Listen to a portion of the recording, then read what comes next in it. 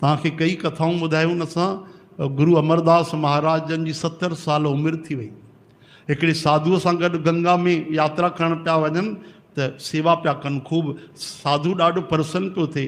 उहो साधुअ पुछियो त तव्हांजा गुरु केरु? त पोइ सेवक ई न रहे, उहो त मालिक ठही वियो, उहो त सेठ ठही वियो न भैया।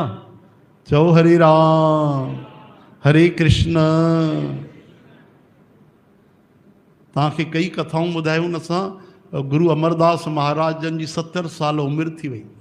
हिकिड़े साधुअ सां गॾु गंगा में यात्रा करण पिया वञनि त सेवा पिया कनि खूब।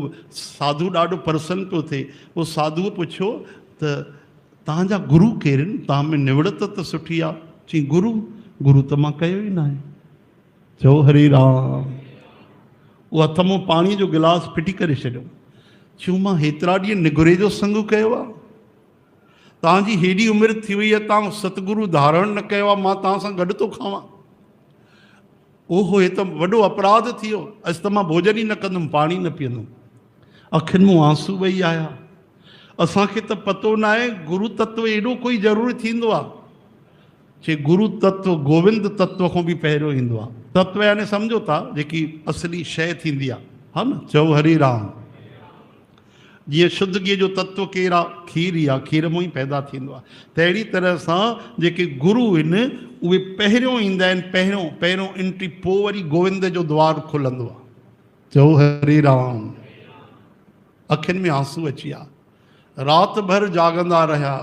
असुर जेॾी महिल थियो त उनजी जेकी न्याणी हुई न, उहा गुरु नानक देव जे दर ते गुरु अंगद देव महाराजनि वटि, उते उन्हनि जा सेण हुया, उते उन्हनि जो विवाह थियो। उहा मिठे सुर में सुबुह जो गुरबाणी पई ॻाए। डुकंदा डुकंदा आया। चवण लॻा पुट इहो छा थी ॻाए तूं? कहिड़ो भॼन आहे? कंहिं संत जो लिखियलु आहे? चई कंहिंजो लिखियलु आहे बाबा? गुरु नानक जो लिखियलु आहे। जंहिं वटि तव्हां मुंहिंजी शादी कराई आहे, सतगुरु अंगद देव महाराजनि, उन्हनि जी वाणी आहे। अच्छा, अॼु मूंखे बि ओॾे वठी हल। बाबा तव्हां हलंदव त सतगुरनि खे संकोच न थिए। छो? तव्हां उन्हनि जा सेण आहियो, मुंहिंजी शादी थी आहे। न न पुट, अॼु मां तो हलां, तूं चिंता न कर, तूं मूंखे वठी हल। अॼु ॾाढी सिक, अॼु सेण नथा वञनि, यादि रखिजो। अॼु कोई सेवक थो वञे, अॼु कोई जिज्ञासु थो वञे, अॼु कोई प्यासो थो वञे। ऐं वेंदे वेंदे वरी मन में हिकिड़ी कामना आई, ख़बर अथव कहिड़ी? कि अगरि पूरन सतगुरु हूंदा त मां लिकी पवंदुमि ॿाहिरि, ॾिसां त उन्हनि खे पतो पए थो कि न। पतो पइजी वञनि, पाण यादि कनि, त पोइ मां सम्झंदुमि हा हा बसि हे ई दर आहे, इते ई मूंखे भॻवानु साक्षात मिलिया आहिनि।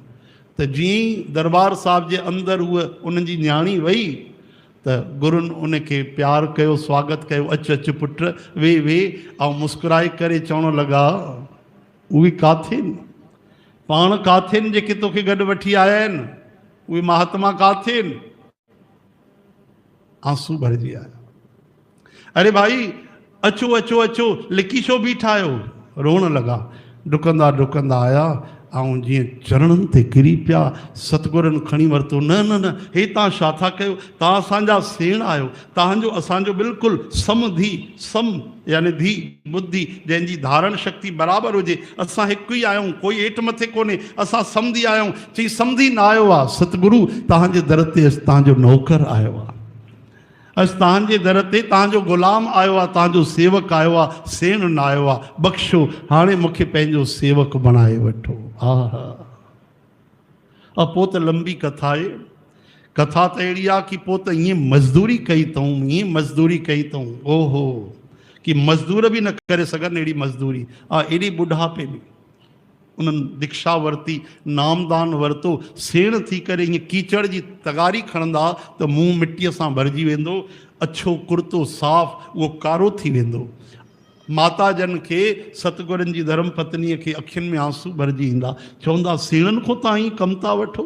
ही सेण आहिनि? चवनि था सेण न आहिनि, हे गुरु नानक जे दर जा सेवक आहिनि। हे असां उन्हनि खां तगारी नथा खणायूं देवी, त छा था खणायो? चई हे गुरु नानक जो छत्र खणी बीठो आहे, गुरु नानक जे टे रूप में इहो ई ईंदो।